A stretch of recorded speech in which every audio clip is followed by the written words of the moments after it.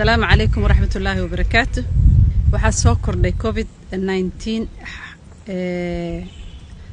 22 xaaladood ayaa wadanka ku soo korortay coronavirus ah. waxaa rag ah 14, waxaa haween ah 7, 19 waxaa laga helay banaadir. 2 kamid ah cadada aan kor ku soo sheegnayna waxaa laga helay Puntland.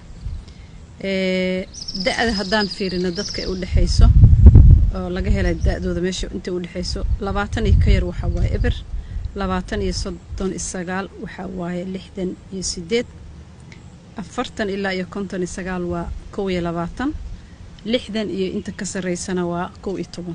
tirada guud waxay isugu tagaysaa oo COVID-19 wadanka laga helay 1594 ma jirto geeri cusub ilaahay mahadiis.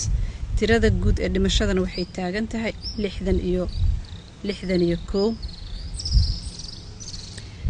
waxaa bogsaday ilaa iyo 16 qofood. tirada bogsashadana waxay tagaysaa 204. walaalayaal mar walba aan ku dardaaranno in aan cudurka ka hortagno, inaan xakamayno, in lagu dadaalo nadaafadda, isdhowrka, la raaca talooyinka ee takhaatiirta iyo wasaaradda caafimaadka iyo khubarada ay bixiyaan. cudurkan waa cudur laga hortagi karo.